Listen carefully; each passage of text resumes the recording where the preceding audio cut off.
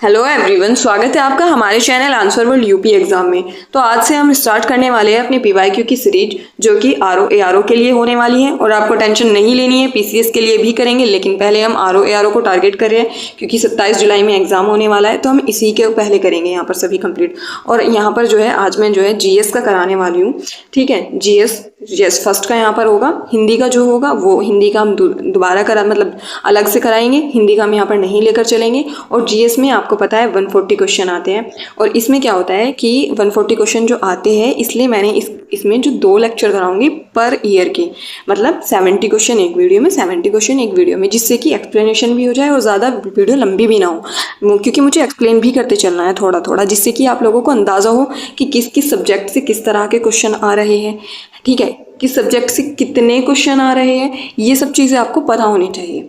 आप इसका एनालिसिस अच्छे से कर सको, इसलिए मैंने ये कराया। और देखो, मैंने तो अलग से वो भी चलाई थी कि सब्जेक्ट वाइज भी मैंने पीवाईक्यू कराया। अगर आपने नहीं देखे तो चैनल पर विजिट कर सकते हैं, आपको वहाँ पर देखने को मिल जाएंगे। ठीक है, और हाँ, अपने दोस्तों को ज़रूर शेयर करना, क्योंकि आज से ये सीरीज़ काफ़ी इंपॉर्टेंट होने वाली है। यहाँ पर मैं कंप्लीट आरओ एआरओ के जो है क्वेश्चन पेपर डिस्कस करने वाली हूँ, तो ये आपके लिए बहुत बहुत ज़्यादा इंपॉर्टेंट होगा। ठीक है, चलें तो टाइम वेस्ट नहीं करते हैं। और आज का हमारा पहला क्वेश्चन होने वाला है, देखो, असर्शन और रीजन का क्वेश्चन है।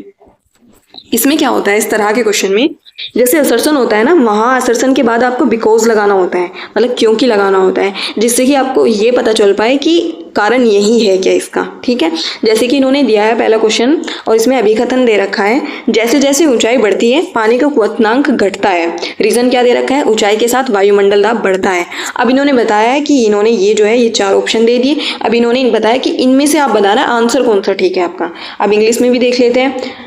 असर्शन दे रखा है, the boiling point of water decrease as the altitude increase.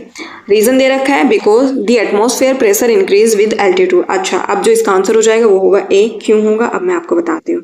देखो, ये जो इसका पहला स्टेटमेंट है ना, ये तो उसका ठीक है कि boiling point of water decrease, मतलब जो हमारा पानी का उबलने का क्वथनांक है, मतलब जो हमारा पानी का क्वथनांक है वो घटता है जब हम ऊंचाई पर जाते हैं, वो घटेगा पानी का क्वथनांक। लेकिन जो इन्होंने रीज़न दिया है ना, ये गलत दे रखा है, क्योंकि जो हमारा एटमॉस्फेरिक प्रेशर होता है ना, वो भी घटता है जब हम हाइट पर जाते हैं, वो भी घटता है, इसलिए आपको याद रखना है। और इसलिए अब देखो, इसमें रीज़न गलत है, तो अब आप इन ऑप्शन में देखो कि फॉल्स कहाँ पर है। आर इसमें नहीं है, इसमें नहीं है, इसमें नहीं है, गए तीनों, कौन सा बचा, एक बचा, इसलिए ये इजी क्वेश्चन पड़ जाते हैं।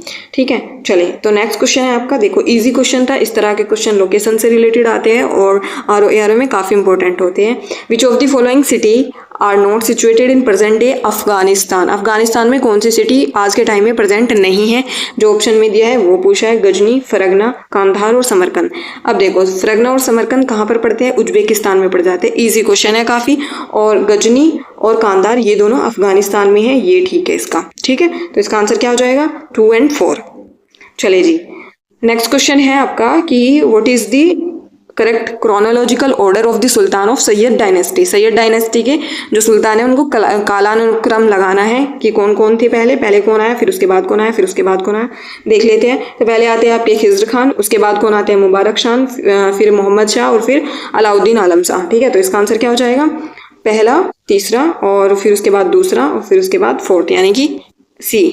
हाँ, तो नेक्स्ट क्वेश्चन है। अच्छा, अब मुझे थोड़ा सा ये बता दूं मैं आप लोगों को, जो हमारा रीजनिंग वाला पार्ट होगा ना, मैथमेटिक्स से रिलेटेड जितनी भी चीज़ें होगी, 1-2 क्वेश्चन मैथ्स के आ जाते हैं, फिजिक्स से न्यूमेरिकल्स आ जाते हैं, वो हम अलग से वीडियो में डिस्कस कराएंगे। ठीक है, क्योंकि वहाँ पर हमको क्या है, एक्सप्लेन काफ़ी अच्छे से करके चलना है, क्योंकि आपको वहाँ से क्या होगा कि जो रीजनिंग के टॉपिक होंगे वो भी कवर हो जाएंगे, फिजिक्स के ये पता चल जाएगा कहाँ कहाँ से न्यूमेरिकल आते हैं, मैथ्स के अगर 1-2 क्वेश्चन आता है तो वो भी आपके क्लियर हो जाएंगे कि हाँ ठीक है, हमको इन टॉपिक पर ध्यान देना है, ये करने है क्लियर। ठीक है, इसलिए हमने उनको अलग से कराना है वीडियो में, नहीं तो यहाँ पर ज़्यादा बड़ी चीज़ें एक्सप्लेन हो जाती है और वीडियो लंबी हो जाती है, वो नहीं करनी होती हमको। चलिए जी, नेक्स्ट क्वेश्चन है आपका 5th, और इसमें पूछा है कि consider the following types of erosion and arrange these in correct sequence in term of the increasing order of soil loss from the field due to these type of erosion। तो पहला दे रखा है गुली इरोजन, दूसरा दे रखा है splash erosion, तीसरा दे रखा है रील इरोजन, फिर है शीट इरोजन। ठीक है, तो इसका आंसर क्या हो जाएगा, देखो अब मैं आपको बताती हूँ स्प्लैश इरोजन क्या होता है। फिर जब मैं आपको इनको डेफिनेशन बता दूंगी आप खुद अंदाज़ा लगा लोगे कि हाँ कौन सा इसके बाद आएगा क्रम में। देखो जो ये स्प्लैश इरोजन होता है ना, इनिशियली ये ही फॉर्म होता है। और ये कैसे बनता है स्प्लैश इरोजन? जैसे कि बारिश आई, एक सेकेंड, हाँ बारिश आई, ठीक है, अब बारिश आ रही है, नीचे गिर रही है ज़मीन पे, यहाँ पे थोड़ा गड्ढा हो गया, होता है ना ऐसा कि जैसे बारिश पानी भर जाता है तो वहाँ गड्ढे हो जाते हैं थोड़ा, तो वो चीज़ है, स्प्लैश वो बन जाता है। तो इरोजन वो हो गया, मिट्टी हट गई वहाँ से, मिट्टी कहीं और चली गई, यहाँ पर गड्ढा हो गया तो ये इरोड हो गई मिट्टी, ठीक है। तो ये हो गया आपका स्प्लैश इरोजन, ठीक है। फिर उसके बाद क्या होता है, शीट इरोजन का मतलब क्या होता है कि एक थिन लेयर जो होती है मिट्टी की वो कंप्लीट रिमूव हो जाती है लार्ज एरिया से, ठीक है। जो आपका शीट इरोजन होता है वो क्या होता है कि बहुत लार्ज एरिया से थिन लेयर ऊपर से रिमूव हो जाना, उसको बोलते हैं शीट इरोजन, ठीक है। फिर आपका है रील इरोजन। इसमें क्या होता है रील इरोजन में कि इसमें ना जो छोटे छोटे चैनल्स होते हैं, कैनाल्स बोल सकते हैं, गुफा बोल सकते हैं ना, गुफा टाइप, गुफा तो बहुत बड़ी हो गई, लेकिन जो इसका छोटा वर्जन होगा वो होगा रील, और जो गुली इरोजन होगा, ठीक है, वो होगा आपका गुफा का बड़ा वर्जन, गुफा का छोटा वर्जन होगा रील इरोजन। समझ आ गया, ठीक है। तो इसका आंसर आपका क्या हो जाएगा, फिफ्थ का आपका आंसर हो जाएगा। तो इसका आपका आंसर हो जाएगा, देखो दूसरा, फिर उसके बाद है फोर्थ, क्योंकि शीट है, फिर उसके बाद रील, फिर उसके बाद फर्स्ट है, तो 20 का आंसर हो जाएगा, ठीक है। नेक्स्ट क्वेश्चन है, देखो आपका पॉलिटी से क्वेश्चन है, इंपॉर्टेंट हो जाता है। अटॉर्नी जनरल, कैग वगैरह जितनी भी हमारी कॉन्स्टिट्यूशनल बॉडीज और नॉन कॉन्स्टिट्यूशनल बॉडीज होती है वो इंपॉर्टेंट होती है। तो क्वेश्चन पढ़ते हैं आप। Consider the following statement with reference to the attorney general of India. पहला स्टेटमेंट दिया है, he holds office during the pleasure of the prime minister, he is not entitled to the privilege of the member of parliament. तो correct option बताना है, correct answer बताना है, और हाँ इनको भी आपको सर्कल कर लेना होता है कि करेक्ट पूछा है या फिर नॉन करेक्ट पूछा है, ठीक है। तो आपका पहला ऑप्शन है only one, only two, neither one और टू, बोथ वन एंड टू। तो इसका आंसर क्या हो जाएगा, देखो अब यहाँ पर देखो, प्राइम मिनिस्टर अटॉर्नी जनरल नहीं, ये प्रेसिडेंट के प्लेजर ऑफ द प्रेसिडेंट होता है, ना कि प्राइम मिनिस्टर। तो फर्स्ट ऑप्शन गलत हो गया, ठीक है। अब आप यहाँ पे आ जाओ नीचे सेकंड वाले पे कि he is not entitled to the privilege of a member of parliament. नहीं जी, ये भी गलत है। ये इसको प्रिविलेज मिलते हैं मेंबर ऑफ पार्लियामेंट के, लेकिन ये मेंबर ऑफ पार्लियामेंट नहीं होता है। लेकिन जैसे एक मेंबर को, पार्लियामेंट के एक मेंबर को प्रिविलेज मिलेंगे, सुविधाएं मिलेंगी, चीज़ें मिलेंगी, इसी प्रकार से अटॉर्नी जनरल को भी मिलेगी, क्योंकि ये क्या होता है, गवर्नमेंट का लीगल एडवाइजर होता है जो आपका अटॉर्नी जनरल होता है। और कौन से आर्टिकल में आता है, ये आर्टिकल 76 में आता है। ये भी आपको याद रखना है, क्योंकि पीसीएस जैसे एग्जाम्स में इनके आर्टिकल पूछे जाते हैं। और कैग कौन से में आता है, 148 आर्टिकल में आते हैं, और अटॉर्नी जनरल आपके जो है ये आ जाते हैं 76 आर्टिकल में। अब याद रखना है इसको अच्छे से, ठीक है। चलिए नेक्स्ट क्वेश्चन है आपका, the reason for a swimming pool to appear less deep than the actual depth is, यानी स्विमिंग पूल के वास्तविक गहराई से कम गहरा प्रतीत होने का कारण क्या है। तो वो क्या होता है आपका, इसका आंसर हो जाएगा 7 का रिफ्रैक्शन। इसका आंसर है रिफ्रैक्शन, अपवर्तन, ये याद आपको रखना है। और हाँ, रिफ्रैक्शन, रिफ्लेक्शन, इन सब चीज, इन दोनों के जो है आंसर, इनके एग्जाम्पल याद रख लेना, एग्जाम्पल से ही क्वेश्चन बन जाते हैं। देखो ये अपवर्तन का एग्जाम्पल ही है, स्विमिंग पूल के वास्तविक गहराई से कम गहरा प्रतीत होना, ये इसका एग्जाम्पल है, इसलिए इन्होंने यहाँ से क्वेश्चन दे दिया। नेक्स्ट है आपका, देखो तो ये थोड़ा करंट का क्वेश्चन था, पर कोई बात नहीं, हम यहाँ पर कर लेंगे इसको। दे रखा है असर्शन और रीजन वाला ही इजी क्वेश्चन है, अगर आप यहाँ पर कॉमन सेंस का यूज करोगे तो हो जाएगा। 5 eyes is an intelligence alliance of 5 countries including USA, UK, Canada, Australia and New Zealand. अब रीजन क्या दिया है, दे share intelligence inputs regarding threats to their countries interest through a collective secret database called stone ghost. अच्छा जी, देखो यहाँ पर ये जो 5 आइज है, जब ये इंटेलिजेंस से ही रिलेटेड है, तो भाई ये क्यों नहीं एक दूसरे के साथ अपनी इंटेलिजेंस शेयर करेंगे, क्यों नहीं ये अपने दूसरे के साथ टेक्नोलॉजी टेक्निक शेयर नहीं करेंगे, करेंगे ही। तो इसका आंसर क्या हो जाएगा आपका, ठीक ये हो जाएगा बोथ वन, मतलब ए और आर करेक्ट, और जो आर है वो इसकी एक्सप्लेनेशन करता है असर्शन की, रीजन की, ठीक है। तो इस तरह से क्वेश्चन आप कॉमन सेंस से भी जो है यूज कर सकते हैं, आसानी से हो जाएंगे आपके solve. 9th question, given below are 2 statement, assertion और रीजन वाला ही दिया है, और असर्शन दे रखा है pulses when include in intercropping with cereals act as complementary crops. फिर रीजन दे रखा है pulses with tap root system do not compete for nutrient and moisture with cereal having fibrous root system। Hindi में देख लेते हैं इसको थोड़ा। देखो ये पूछा है इन्होंने, एक सेकेंड, हाँ अब ठीक है। अभी कथन में है अनाज वाली फसलों के साथ अंतरशस्यन के रूप में शामिल होने पर दलहनें पूरक फसलों के रूप में कार्य करती है। फिर मूसला जड़ प्रणाली वाली दलहनें रेशेदार जड़े प्रणाली वाले अनाजों की फसलों के साथ पोषक तत्व और नमी के लिए प्रतिस्पर्धा नहीं करती है, कॉम्पिटिशन नहीं करती है। अब मैं आपको बताती हूँ क्या होता है यहाँ पर सीन, ठीक है। देखो जो आपका ये रीजन दिया हुआ है ना, इस रीजन में जो मूसला जड़ें होती है ना, मूसला जड़ें जो होती है वो नीचे तक जा पाती है, तो नीचे तक जा पाने के कारण वो अपना भोजन खनिज अच्छी तरीके से वो ले लेती है, ठीक है। और जो फाइबरस रूट्स रहती हैं, यानी कि जो दलहनी रेशेदार जड़ें होती है, देखो इनको बना के दिखा देती हूँ। जो मूसला जड़ें होती है वो होती है इस प्रकार की, वो नीचे नुकीली सी टाइप में, इनके थोड़े थोड़े से कुछ ऐसे निकले होते हैं। और जो फाइबरस रूट होती है वो ऐसे ऐसे रहती है, जैसे ये पेड़ हो गया कोई और ये इसकी फाइबरस रूट ये ऐसे हो गई, ठीक है। तो ये कंपटीशन नहीं करती है, ये नीचे तक चली जाती है, तो ये इसका रीज़न ठीक हो जाता है। और ऊपर वाला भी आपका ठीक है, पल्सेस वैन, तो ये जब ये अनाज वाली फसलें जो है अंतरशस्यन के रूप में दलहन के पूरक बोई जाती है तो वो इनकी पूरक फसलों का काम करती है, ठीक है। तो इसका आंसर हो जाएगा बोथ ए और R true, R is correct explanation of the A, ठीक है। नेक्स्ट है आपका consider the following event and arrange them in them chronological order starting from the earliest to the last activity। क्या क्या दे रखा है? Discovery of pi meson, discovery of neutron, discovery of जो है इलेक्ट्रॉन, डिस्कवरी ऑफ प्रोटॉन। अच्छा अब देखो आप लोगों ने अगर सभी ने ये पढ़ा है ना कि ईंट पर नाच वो जो इलेक्ट्रॉन प्रोटॉन का फॉर्मूला होता है उनके साइंटिस्ट का नाम याद करने का, तो ईंट पर नाच वाला अगर है तो देखो पहले इलेक्ट्रॉन की होती है, फिर उसके बाद ईंट पर पैसे यानी प्रोटॉन, फिर उसके बाद न्यूट्रॉन, फिर उसके बाद पाइमेंशन, ठीक है। तो 10 का आपका इसका आंसर हो जाएगा क्या? देखो इसका आंसर आपका हो जाएगा ए, यानी फर्स्ट, एक सेकेंड, फर्स्ट के बाद आपका जो है आएगा, नहीं फर्स्ट तो पाई मेंशन है ना, तो पहले आपका जो है आएगा इलेक्ट्रॉन, क्योंकि इलेक्ट्रॉन जो है 1897 में ये खोजा गया था। जो आपका प्रोटॉन है, प्रोटॉन कब खोजा गया था? 1999 में खोजा गया था।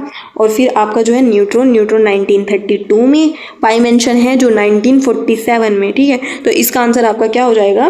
तो इलेक्ट्रॉन थर्ड पहला है, फिर उसके बाद आता है आपका पी प्रोटॉन यानी कि फोर्थ, फिर इसके बाद आता है दूसरा, फिर पहला आता है सी, इसका आंसर हो जाएगा, ठीक है। चलिए नेक्स्ट क्वेश्चन है आपका 11, और 11 में क्या पूछा है? हाँ जी 11 पर ही आए हैं ना, हाँ 11 पर ही आए गए। तो इसमें भी असर्शन और रीजन वाला क्वेश्चन है, और इसमें क्या दे रखा है देखते हैं। अब मॉडर्न हिस्ट्री से क्वेश्चन है, काफी इंपॉर्टेंट हो जाते हैं इस तरह के क्वेश्चन। असर्शन है the struggle in South Africa prepared Gandhi ji to lead the national movement. दूसरा है seeing the militancy of Indian in South Africa Gandhi ji was convinced that the Indian people would be ready for the militant struggle and the sacrifice for a कोज।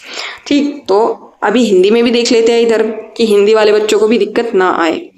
अभी कथन क्या दे रखा है कि दक्षिण अफ्रीका के संघर्षों ने गांधी जी के राष्ट्रीय आंदोलन के नेतृत्व के लिए तैयार किया, क्योंकि दक्षिण अफ्रीका में भारतीयों के जुझारूपन को देखकर गांधी जी को यह विश्वास हो गया था कि भारतीय जनता किसी उद्देश्य के लिए जुझारू संघर्ष और बलिदान के लिए तैयार हो जाएगी। ठीक, तो अब बताओ इसका आंसर क्या होगा। देखो यहाँ पर बहुत ही कॉमन सेंस लगाने वाली बात है। और एक बात मैं आपको बता दूं, जैसे सत्याग्रह था गांधी जी का, उनको क्या था कि उनको नॉन वायलेंस में बिलीव करते थे वो, ठीक है। वो ऐसे मार काट लड़ाई भिड़ाई इन सब चीज़ों में बिलीव नहीं रखते थे, वो नॉन वायलेंस में जो है बिलीव रखते थे। तो आपका ये वाला तो गलत ही हो जाएगा, तो आर इज इनकरेक्ट और ए इज करेक्ट, तो इसलिए आपका पहला असर्शन ठीक है, रीजन गलत है, तो ये बी इसका आंसर है, ठीक है। नेक्स्ट क्वेश्चन आपका होगा 13, और 13 में क्या है पूछा था मैचिंग, और मैचिंग में ही पूछा है कि जय वर्मा सिन्हा, और इधर दे रखे हैं कि इनके जो स्पेशलिटी है कि वो क्या हो सकते हैं, तो देख लेते हैं। जय वर्मा सिन्हा दिया है, मनोज नाथ दिए है, श्रेथे थाविसिन और डॉक्टर मोहम्मद मुइज्जू, ठीक है। तो अब देखते हैं इसका आंसर क्या होगा। तो जय वर्मा जो सिन्हा थी ना, ये आपकी first women chairperson of the railway board थी। देखो यार, अब आप कहोगे कि क्या ही बात है, मतलब अब आपको इसमें कोई वुमन नजर आ रही है क्या? इस वाले ऑप्शन में वुमेन नजर आ रही है? नहीं ना। तो ये वाला जो ऑप्शन हो गया ए का थर्ड तो ये ही होगा भैया, पहले का तो यही होगा, मतलब कि ए ऑप्शन गया बी ऑप्शन गया, 50-50 पर तो हम आ ही गए इस वाले ऑप्शन से ही। अब अगर आपको पता होगा करंट में ही कि मालदीव के जो है पीएम कौन थे, प्रेसिडेंट कौन थे, राष्ट्रपति कौन थे, तो आप आराम से जो है लिख सकते थे थाईलैंड के कौन है, मालदीव के ये पूछे, इस तरह के क्वेश्चन आते हैं, ठीक है। तो अब देखते हैं इसका आंसर क्या हो जाएगा। ये है आपका 13 क्वेश्चन, और 13 क्वेश्चन का आपका आंसर जो है वो हो जाएगा, देखो ये मैंने बताया 1 का 3 है, एक सेकेंड, हाँ 1 का 3 है, यानी कि जयवर्मा सिन्हा जो है first women chairperson of the railway board थी। फिर आता है बी का क्या हो जाएगा आपका 2, यानी इसमें क्या है कि पीएम ऑफ थाईलैंड, ठीक है, उस टाइम पर। और जो ये श्वेता थाईविसन है, ये जो है tales author of the tales from banana republic, और ये जो है मोहम्मद मुइज्जू, ये क्या थे, प्रेसिडेंट थे मालदीव के, ठीक है जी। चलिए नेक्स्ट क्वेश्चन आपका जो है, ये भी लिस्ट फर्स्ट और सेकंड दे रखा है, और इसमें पूछा है कि करेक्टली मैच्ड कौन सा है, ठीक। तो देखो अब 14 का आपका जो आंसर हो जाएगा ए, ठीक है, यानी कि जो आपका एरिड फॉरेस्ट रिसर्च इंस्टीट्यूट है वो जोधपुर में ही है, ये आपका ठीक हो जाएगा। फिर है आपका बी जो कि है हिमालय फॉरेस्ट रिसर्च इंस्टीट्यूट, तो ये गलत है, ये देहरादून में नहीं है, ये शिमला में है, ये आपको याद रखना है, ये शिमला में आपका पड़ जाता है, देहरादून में नहीं है। बाकी सब कुछ यहाँ पर ठीक है, तो आपको ये देख लेने हैं। तो आपका जो है इसमें पूछा क्या है, करेक्ट पूछा है, तो इसमें आपके कितने करेक्ट हो जाएंगे, 3 करेक्ट हो जाएंगे, ठीक है। देखो ये भी ना यूपीएससी की तरह पैटर्न अपनाने लगे कि ओनली 1, ओनली 2, ओनली 3, तो भाई इन्होंने ओनली ही तो नहीं लिखा है यहाँ पर, 1 2 3 4 तो ऑप्शन लिख ही दिया है। अब बच्चा कैसे ही लगाएगा एलिमिनेट करने वाला, तो भाई आप अच्छे से तैयार हो जाइए, आरओ का क्वेश्चन जो है अच्छा खासा आने वाला है इस बार। नेक्स्ट क्वेश्चन है आपका 15, तो इसमें क्या पूछा है, ऑस्मोसिस के बारे में पूछा है। If the semi permeable membrane is placed between the solvent and the solution, the solvent molecule will flow through the membrane from pure solvent to the solution. Second option दे रखा है, process of flow of solvent is called as reverse osmosis, ठीक है। अब हिंदी में देख लेते हैं थोड़ा क्या बोल रखा है। यदि एक अर्धपारगम्य झिल्ली विलायक और विलयन के मध्य रख दी जाए तो विलायक के अणु इस झिल्ली में से निकलकर शुद्ध विलायक के विलयन की ओर प्रवाहित हो जाएंगे।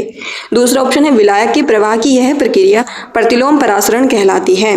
तो इसका आंसर आपका क्या हो जाएगा, बी ए, यानी बोथ एंड फर्स्ट एंड 2 दोनों ही सही है इसके लिए। और देखो ये ना बहुत ही बेसिक साइंस है, अगर आपको ये नहीं पता है तो भैया आपको अच्छे से पढ़ने की ज़रूरत है, ठीक है। चलिए नेक्स्ट क्वेश्चन था, देखो ये इस टाइप के क्वेश्चन हर बार एग्जाम में आते हैं, मोस्ट ऑफ द टाइम आते ही आते हैं, चाहे वो पीसीएस हो आरओ हो, ठीक है।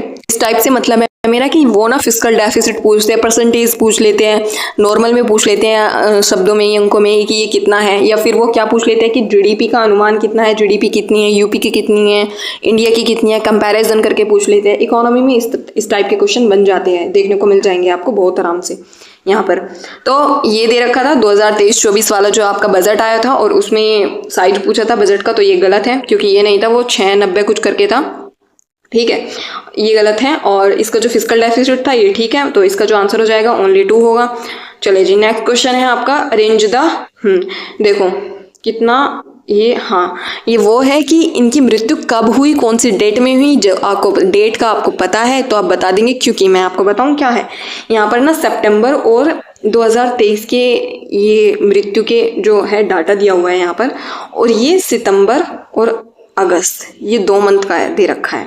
अगर आपको पता है तो ठीक है, नहीं पता है तो छोड़ने वाले क्वेश्चन होते हैं, और मैं इसको नहीं कराऊंगी क्योंकि इसका कोई मतलब नहीं बनता है, तो छोड़ देते हैं इसको, ठीक है। ठीक है 18 का क्या हो जाएगा, consider the following event of seed multiplication stage and arrange these in correct chronological order from earliest stage to last, यानी बीज गुणन चरणों की निम्नलिखित घटनाओं पर विचार करें और उन्हें प्रारंभिक चरण से अंतिम चरण तक सही कालानुक्रमिक क्रम में व्यवस्थित करना है, ठीक है। देखो अब मैं आपको इसके ना समझाती हूँ कि ये कैसे कैसे चीज़ें होंगी, यहाँ पर भी आप खुद ही अंदाज़ा लगा लेंगे कि हाँ ये इसका ऐसे ही सही होगा।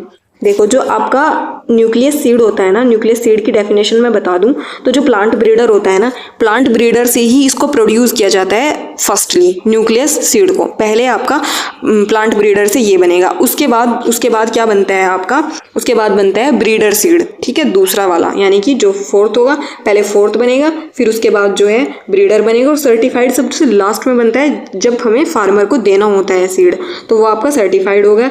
थर्ड आपका लास्ट में आ गया, बचा फाउंडेशन, और जो है ब्रीडर के बाद बनता है फाउंडेशन, और न्यूक्लियस के बाद बनेगा ब्रीडर, ब्रीडर के बाद, ठीक एक सेकंड, हाँ यहाँ पर मैंने इसको गोला ही बना दिया यार। देखो न्यूक्लियस से बना ब्रीडर, ब्रीडर से बना फाउंडेशन, फाउंडेशन से बना जो है फाउंडेशन के बाद जो होता है सर्टिफाइड, कि हाँ जी अब ये सर्टिफाइड हो चुका, अब आप इसको किसानों को बांट सकते हैं, दे सकते हैं, ये चीज़ है, ठीक है।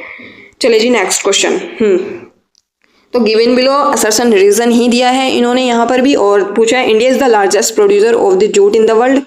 एंड सेकंड है जो रीजन है इसका, India jute production increase due to yellow revolution. अच्छा एक बात बता दूं, येलो रिवॉल्यूशन अगर आपको पता है तो बढ़िया है, और रिवॉल्यूशन ये इंपॉर्टेंट है सभी प्रकार के, तो आपको याद रखने हैं कि किस किस से रिलेटेड है, क्योंकि आते हैं एग्जाम में। यहाँ पर भी देख लिया है आपने, जो येलो रिवॉल्यूशन है वो ऑयल सीड से रिलेटेड था, ठीक है, ना कि जूट को बढ़ाने से, ठीक है। तो आपका जो इसका आंसर हो जाएगा वो क्या होगा, हाँ ए ठीक है। बल्कि 2020-22 में तो ये देखा गया है कि जो बांग्लादेश है जूट के मामले में वो प्रथम था। बांग्लादेश अच्छा खासा वहाँ पर जो है आपको जूट की खेती देखने को मिल जाएगी। तो लेकिन इसका आंसर फिर भी लार्जेस्ट है हमारा इंडिया, तो ठीक है इसका आंसर ए हो जाएगा। आर इज फॉल्स, तो इसका आंसर ये ही होगा, ठीक है। नेक्स्ट क्वेश्चन है आपका 20, और इसमें पूछा है असर्शन और reason. Roscosmos Luna 25 mission to moon was aimed at ensuring guaranteed access to moon. फिर रीजन दिया है Russia and China together are landing international lunar research station against US led Artemis accord. देखो इसका जो आपका answer हो जाएगा वो क्या होगा, 20 का दोनों ठीक है। ये इसकी एक्सप्लेनेशन भी करता है क्यों। ये जो रोस्कोसमोस है ये चंद्रयान मिशन के लिए ही लाया गया था, ठीक है। और लूना 26 एंड 27 भी आए हुए हैं, जो कि 28 तक पहुंचाने का लक्ष्य है उनका। ये थोड़ा करंट से रिलेटेड है, चीज़ें साइंस ट्रैक वाली आ जाती है। जब आप करंट पढ़ेंगे कभी लूनार को देखेंगे अपने उसमें न्यूज़ में, तो इसको अच्छे से कर लेना है यहाँ से टॉपिक को। चलिए नेक्स्ट क्वेश्चन आपका हो जाएगा। तो ये इस तरह के क्वेश्चन कंसेप्ट बेस्ड होते हैं ज्योग्राफी के अंदर, जो आपको अच्छे से करने होते हैं। कंसेप्ट पता है आप करोगे, नहीं पता है नहीं करोगे, ठीक है। तो असर्शन दे रखा है कि ड्यूरिंग द विंटर, मतलब सर्दियों के मौसम में most part of India is dry. जो इंडिया का काफ़ी सारा पार्ट होता है वो ड्राई रहता है। अब रीज़न दिया है क्यों ड्राई रहता है, क्योंकि most part of the country are under influence of the north east trade wind during the winter season. एक बात बता दूं आप लोगों को, जैसे ये इंडिया वाला अपना पार्ट है ना ऊपर का, तो इसमें क्या होता है, एक सेकेंड मैं भी ना पागल हूँ। तो जो ये वाला पार्ट है ना अपना, ये वाला यहाँ पर ना इधर से वेस्टर्न डिस्टर्बेंस वाला जो इन्फ्लुएंस होता है उसकी वजह से यहाँ पर बारिश आती है। इंडिया के अंदर बहुत सारी बारिश आती है वेस्टर्न डिस्टर्बेंस के कारण विंटर में। ईस्टर्ली का थोड़ा बहुत रोल होता है, मतलब जो नॉर्थ ईस्ट इधर से अपना इंडिया इधर से ईस्ट की साइड से कुछ विंड आएंगी तो यहाँ पर थोड़ा बहुत रोल होगा। ये नहीं है कि कंप्लीट रोल इन्हीं का होगा, नहीं, वेस्टर्न डिस्टर्बेंस का होगा। और जो ये है ये वाला पार्ट, तो most part of the India is dry in the winter. तो इसका आंसर क्या हो जाएगा आपका, ए हो जाएगा। नहीं एक सेकेंड, देखो इसमें मेरे अकॉर्डिंग तो जो मैं आपको बताऊं, मेरे अकॉर्डिंग तो क्या होगा, बी होगा। क्यों, क्योंकि जो इसमें लार्ज इन्फ्लुएंस होता है ना वो आपका वेस्टर्न डिस्टर्बेंस से होता है, नॉर्थ ईस्ट से नहीं होता है। नॉर्थ ईस्ट का ठीक है यार 10% काम कर गया, तो भाई हम 90% को तो इग्नोर नहीं कर सकते हैं ना। तो मेरे अकॉर्डिंग तो ये होगा, हाँ ठीक है। मैंने ये नहीं कहा कि ये गलत है, ये भी ठीक है। देखो R is true, A is true, दोनों ठीक है। लेकिन आर जो है इसकी एक्सप्लेनेशन नहीं करता है, क्योंकि जो वेस्टर्न डिस्टर्बेंस है उसकी वजह से वो रहता है। और देखो आपको एक बात बता दूँ, थोड़ा सा और एक्सप्लेन कर देती हूँ, माफ़ करना। देखो वेस्टर्न डिस्टर्बेंस है, मैंने बताया इसकी वजह से यहाँ पर बारिश आएगी, आ गई बारिश, चलो बारिश आ गई। अब यहाँ से यहाँ पर तो लैंड वाला पार्ट है भैया, इधर तो मेडिटेरेनियन सी है, रेड सी वगैरह है, उधर से जो है साइक्लोन वगैरह बनते हैं, मॉइस्चर लेके आता है, इसलिए सर्दी में यहाँ पर बारिश होती है। इधर तो लैंड वाला पार्ट है, तिब्बत वाला हिस्सा है, यहाँ से कहाँ से इसको पानी मिल जाएगा। तो इधर से जो ये नॉर्थ ईस्ट वाली पार्ट आएगा ना, ये इसको ड्राई रखेगी। ये वाला रीज़न है, इस वजह से यहाँ पर जो है ये दोनों करेक्ट हो जाते हैं, ठीक है। चलिए नेक्स्ट क्वेश्चन आपका हो जाएगा 23, और इसमें पूछा है इजी क्वेश्चन है, डांस दे रखे हैं, स्टेट दे रखा है कि कौन कौन सा है, आपको सभी को पता है। कथक यूपी का है, सतरिया ये असम का हो जाएगा, भारतनाट्यम तमिलनाडु का है, ठीक है, कुचिपुड़ी आंध्र प्रदेश का है। हाँ जी ठीक है, हो गया। नेक्स्ट क्वेश्चन है आपका उत्तर प्रदेश के बारे में पूछा है, चरकुला डांस के बारे में। काफ़ी फेमस डांस है और ये जो है कई बार पीवाईक्यू में आ चुके हैं, अच्छे से देखना। चरकुला डांस की देखो यहाँ पर स्पेशलिटी क्या दे रखी है कि इन दिस डांस जो है वेल्ड वुमन, यानी कि वो पर्दा करके balancing large multitiered circular wooden pyramids on their head dance to songs about Krishna. यानी कि वो क्या करती है, पर्दा ढके महिलाएं अपने सिर पर बड़े बहुस्तरीय गोलाकार लकड़ी के पिरामिडों को संतुलित करते कृष्णा के गीतों पर नृत्य करती हैं। तो अब आपको बता देती हूँ मैं, तो वो लकड़ी के पिरामिड नहीं रखती है भैया, वो रखती है घड़े रखती है और उनके अंदर दिए रखती है, ठीक है, वो ये होता है वो। और ये ना आपका अवध रीजन में नहीं, ये ब्रज रीजन वाला डांस है। ठीक है, अगर वो कृष्णा के लिए करेंगे ना, कोई भी कृष्णा से रिलेटेड चीज होगी तो वो ब्रज वाली ब्रज भूमि में जाएगी। ठीक, ये आप लोग याद रखना। कृष्णा वाली, भाई ये तो इन्होंने बिल्कुल अपोजिट कर दिया, अवध रीजन कहाँ और कृष्णा जी कहाँ। ठीक, ये आपको याद रखना है। तो आपके इसके कौन सा आंसर हो जाएगा, neither one and nor two, जिसका फर्स्ट ऑप्शन होगा। नेक्स्ट आपका आता है असर्शन रीजन है। और देखो ये क्वेश्चन भी आपका कंसेप्ट है, पता है करोगे, नहीं पता है नहीं करोगे। असर्शन दे रखा है, northern slopes of the Himalayas have a thicker vegetation cover compare to the southern slopes. Reason, southern slope of Himalayas receive more rainfall than the northern slope. अब इसको मैं अच्छे से एक्सप्लेन करती हूँ, समझाती हूँ कैसे कैसे चीज़ें होंगी। देखो इन्होंने क्या बोला है कि जो हिमालय की उत्तरी ढलानें हैं ना, जैसे कि अपना ये हिमालय हो गया, चलो हो गया, ये जो उत्तर वाली ये वाला पार्ट तो उत्तर होगा, यहाँ का साउथ होगा। इसके अकॉर्डिंग अगर हम देखेंगे तो ये उत्तर है, ये साउथ है। ठीक है, ये ऐसे होगा। इन्होंने कहा कि जो उत्तरी ढलानें हैं आपकी, ये वाली जो ढलानें हैं, दक्षिणी ढलानों की तुलना में अधिक घन वनस्पति आवरण है यहाँ पर। भाई क्यों, अगर हम ऊपर जाते हैं ना, ऊपर जाएंगे हम तो वेजिटेशन हमारा कम होगा, पेड़ पौधे हमारे कम होंगे। क्यों, क्योंकि वहाँ पर सनलाइट इतनी नहीं होती है, वहाँ पर ज़्यादा बारिश नहीं होगी। इस वजह से वहाँ पर जो है, वहाँ की कंडीशन के अकॉर्डिंग छोटे छोटे घास और जो कल पेड़ होते हैं ना, ये ऐसे चीड़ चीड़ से के पेड़ बना के दिखा देती हूँ, एक सेकंड। ये वाले जो पेड़ होते हैं ना, ये वाले, ये ऐसे लंबे लंबे से ये वाले पेड़ बनते हैं। ठीक है, तो ये वाला जो आपका है असर्शन गलत हो जाएगा। अगर असर्शन आपको पता चल गया तो फिर आप जो है आंसर लगा ही देंगे। 20 का आंसर हो जाएगा। R is true, southern slope जो होता है आपका हिमालय का, ये वाला ये ज़्यादा रेनफॉल जो है यहाँ पर होती है। क्योंकि सनलाइट यहाँ पर ज़्यादा हो सकती है, गर्मी ज़्यादा रहेगी, मॉइस्चर ज़्यादा रहेगा, इसलिए बारिश होने की संभावनाएं ज़्यादा होगी as compare to the northern side. ठीक है, चलिए नेक्स्ट क्वेश्चन है आपका, यार एक सेकेंड, तो 27 क्वेश्चन हो जाएगा। अब देखते हैं, और इसमें दे रखा है, देखो असर्शन दे रखा है, रीजन दे रखा है कि Raja Ram Mohan Roy was the editor of Sambad Kaumudi of Bengali, जो वीकली पत्र था, जो मैगजीन थी, उसके जो है ये क्या थे, संपादक थे। अब इन्होंने रीजन दिया है क्या, कि विधवा जलाने की प्रथा की निंदा करते हुए उनके लेख इसमें प्रकाशित हुए थे। ये क्या, ये इसका रीजन है। अब मैं आपको बता देती हूँ। हाँ ठीक है, कोई एक बुक लिख रहा है अपनी, ठीक है, कोई अपनी एक बुक लिख रहा है, जैसे राजा राम मोहन जी राय ने ये अपनी एक बुक लिखी, क्या सिर्फ वो एक विडो बर्निंग की सती प्रथा के बारे में ही लिखेंगे इस बुक के बारे में, इस बुक के अंदर? क्या वो इतनी पन्नों की बुक होगी, 300-400 पन्नों की बुक होंगी, क्या 300-400 पन्नों की बुक में सिर्फ और सिर्फ ये ही चीज़ रहेगी, जबकि उस टाइम पर इतनी ज़्यादा जो है कुरीतियाँ थी हमारे समाज में? ऐसा नहीं है ना, तो बहुत सारी चीज़ें होंगी। तो इसका मतलब ये है कि ये जो रीज़न है इसका जो है एक्सप्लेन नहीं करता है। इसका मतलब ये हो जाता है, यानी कि इसके अंदर, इस जो संवाद कॉमेडी बुक थी, इसके अंदर बहुत सारी चीज़ें और भी थी सती प्रथा से अलग। ठीक है, तो इसका क्या हो जाएगा आपका आंसर? इसका हो जाएगा, देखो both A and R true. ये मैंने ये नहीं कहा कि ये गलत है, नहीं थी, ठीक है, आर भी ठीक है, लेकिन इसका जो है ये करेक्ट एक्सप्लेनेशन नहीं है, क्योंकि अदर चीज़ें भी थी यार। चलिए नेक्स्ट क्वेश्चन है अब आपका। ये बुक काफ़ी बार आई है भाई, इसको अच्छे से याद रखना। पीसीएस जो आपका 2023 वाला हुआ था ना, उसमें ही आई थी, और फिर ये 2024 में 11 फेब वाले एग्जाम में आ गई। ठीक है, तो ये बुक आपको अच्छे से याद रखनी है। इसमें दे रखा है फुतुहात सलातीन, इसके लेखक कौन है?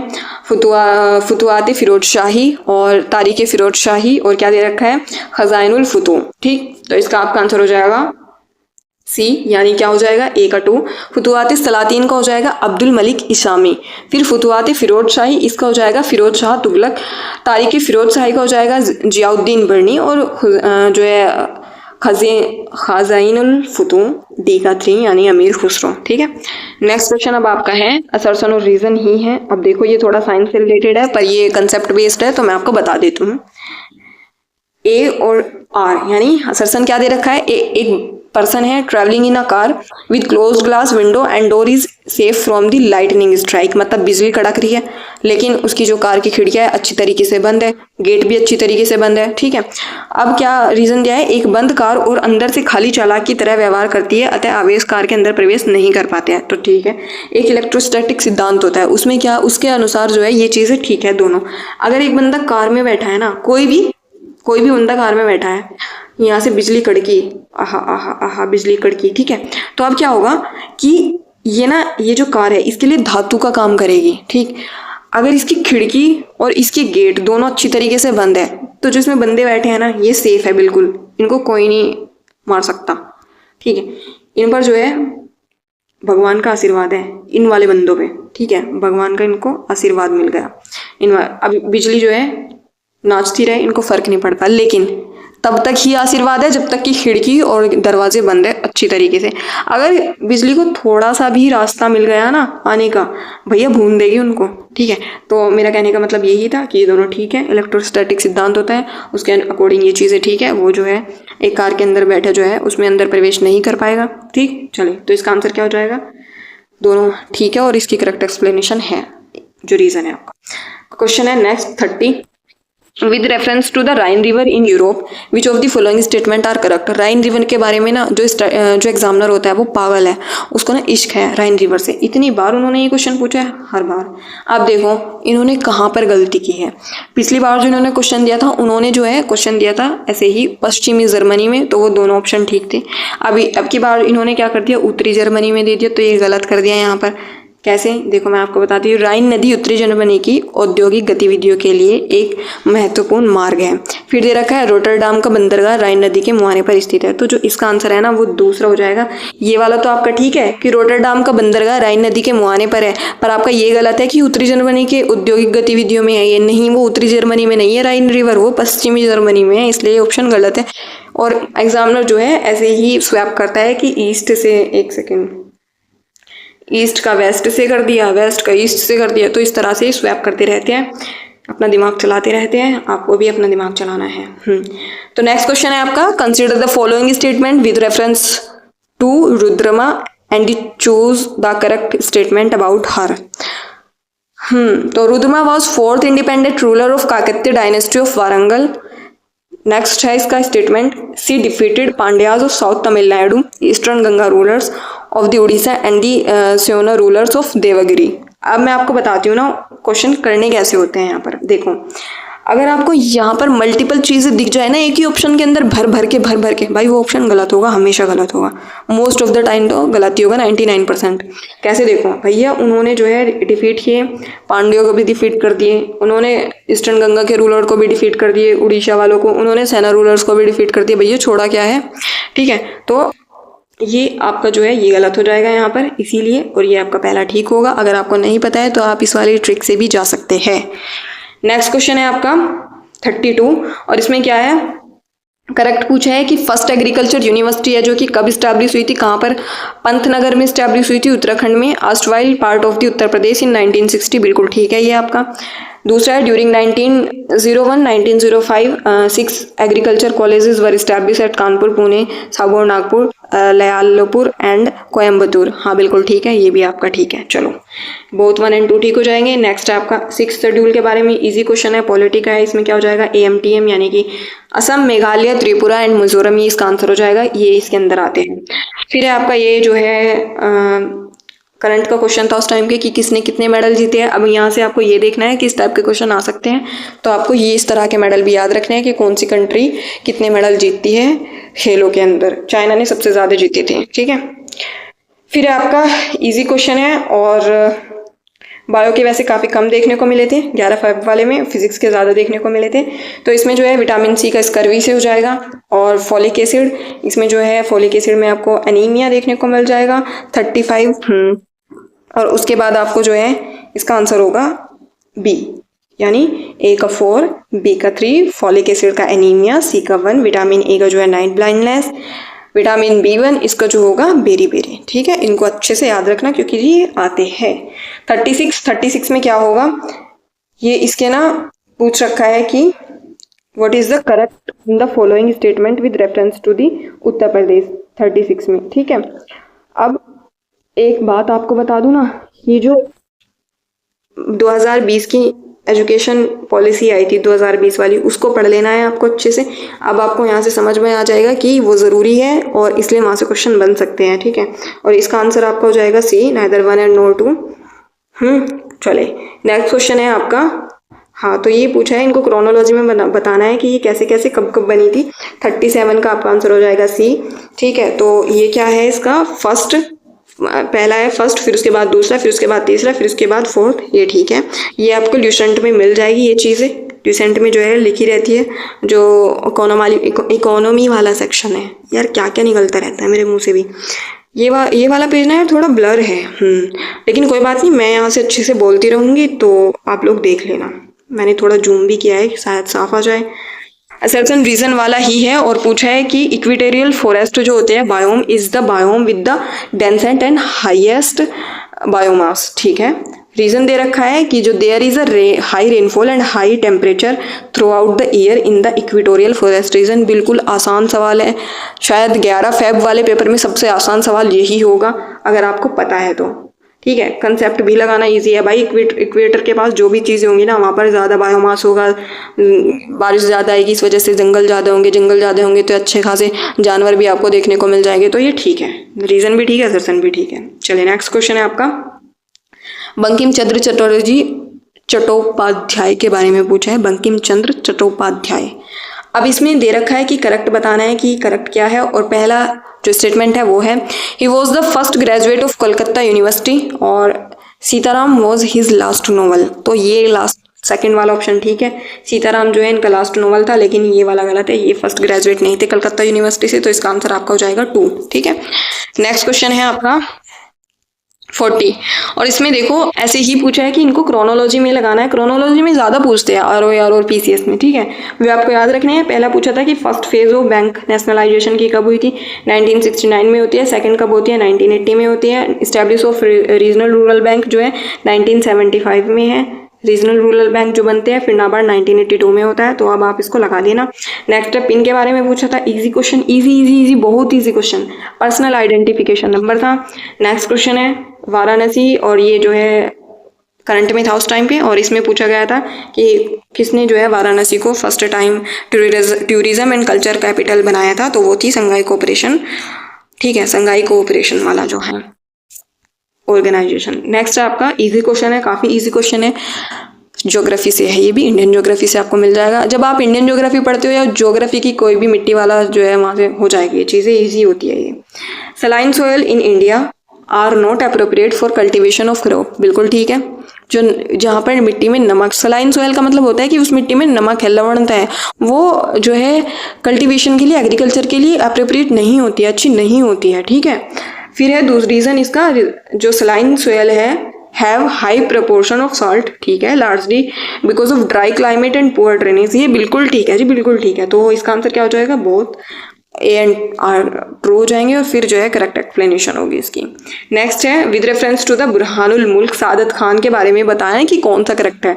तो इन्होंने ही अवध जो है स्टेट बनाया था, इंडिपेंडेंट स्टेट सादत खान ने ही बनाया था, और इन्होंने जो एक कॉन्स्पिरेसी हुई थी सैयद ब्रदर्स के खिलाफ, इन्होंने उसमें भाग लिया था। हाँ, दोनों ठीक है, इसमें इन्होंने इनको गिराने में भी भाग लिया था, तो इसके दोनों ठीक हो जाएंगे, बोथ 1 and 2 ठीक होगा इसका आंसर।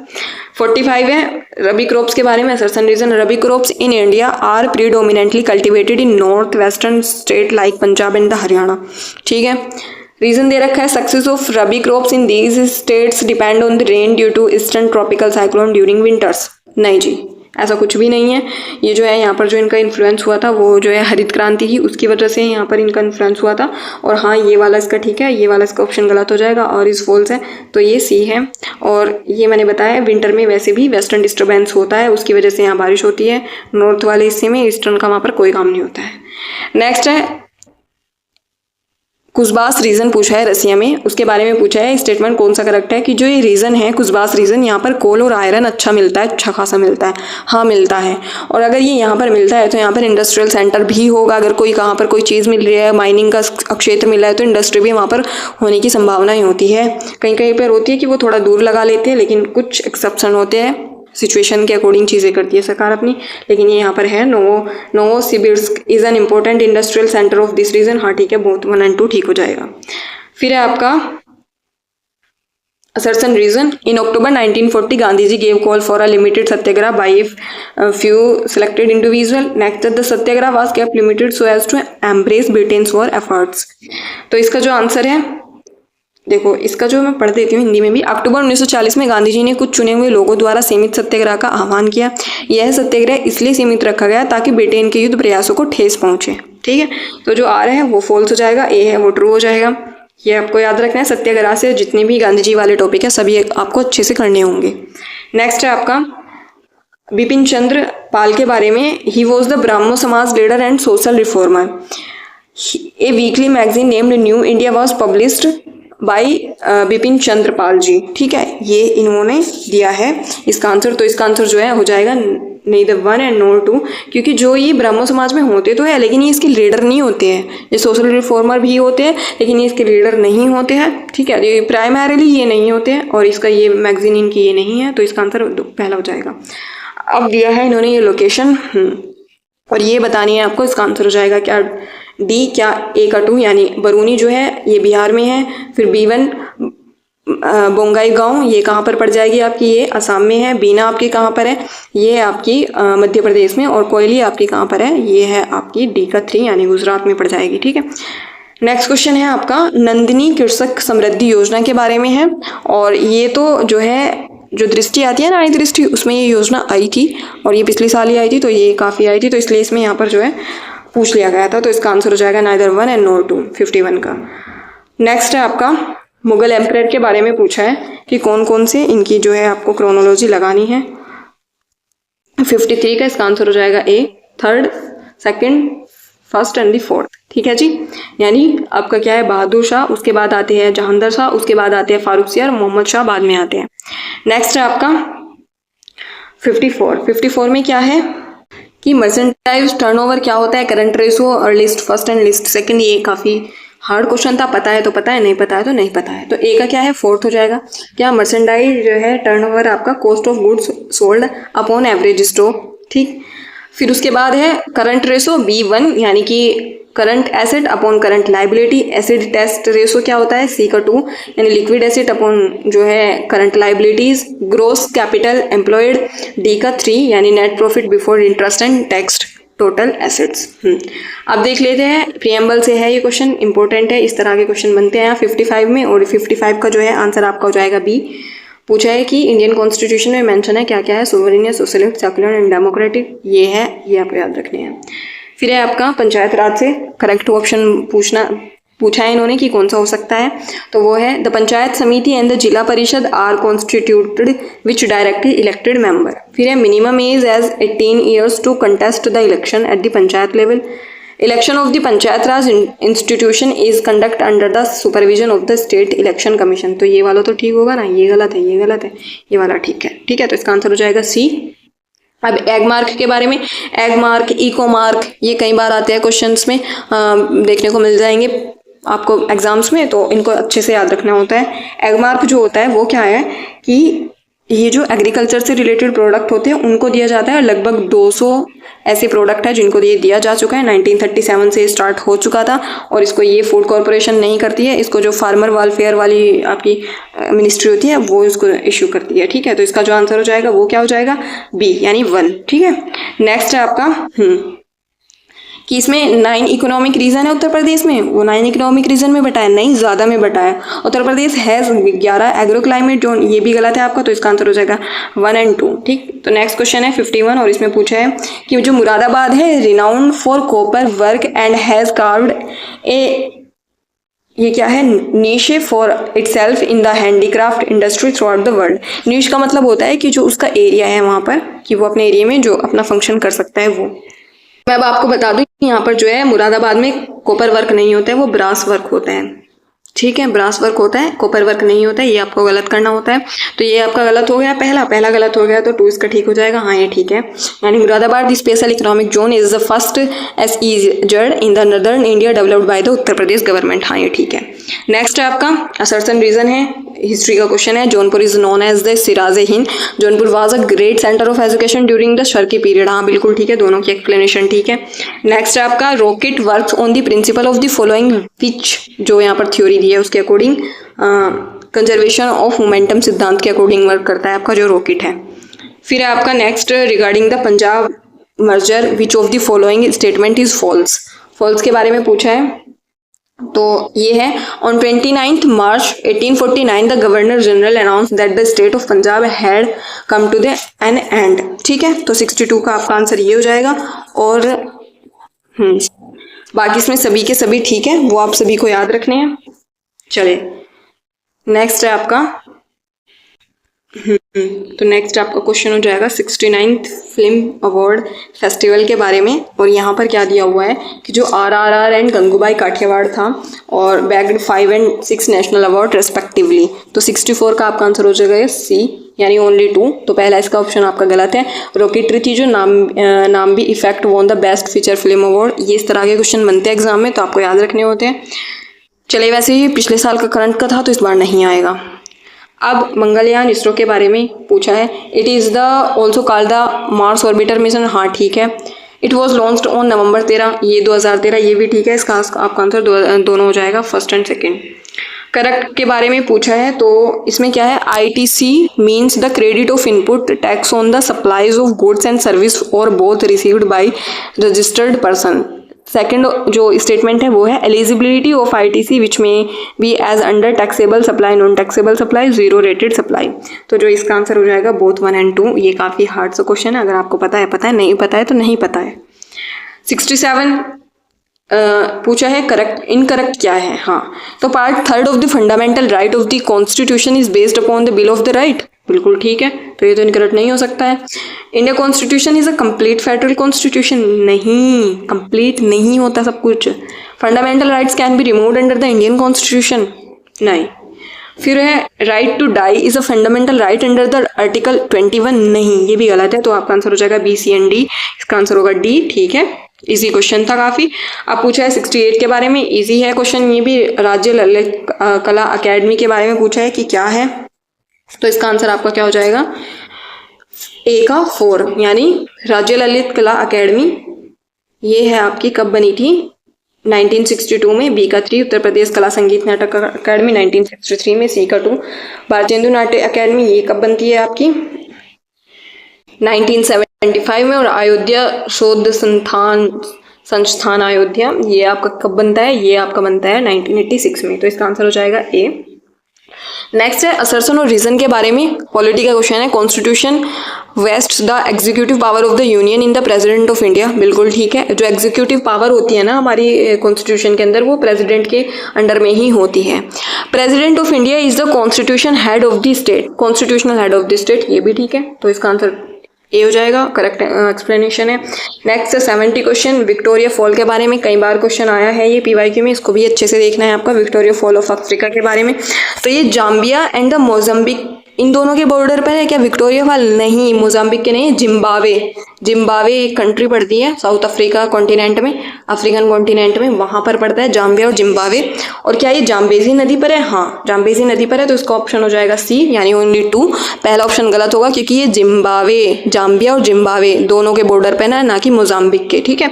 चले, आज हमारे 70 क्वेश्चन हो चुके हैं। और भाई प्लीज़ अपने दोस्तों में प्लीज़ शेयर करना। देखो मैंने कितनी मेहनत से क्वेश्चन कराए हैं यहाँ पर।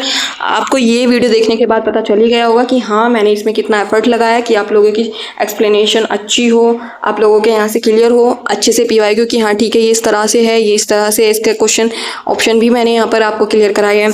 तो प्लीज़ मेरी वीडियो को अच्छे से देखना, सब्सक्राइब करना, चैनल को हमारे अपने दोस्तों में शेयर करना और अच्छे से पढ़ते रहिए। ख्याल रखिए अपना सिलेक्शन लीजिए। हमारी दुआएं आपके साथ है, हमारी मेहनत आपके साथ है, आपकी मेहनत आपके साथ में है, ठीक है। चलिए बाय बाय, टेक केयर।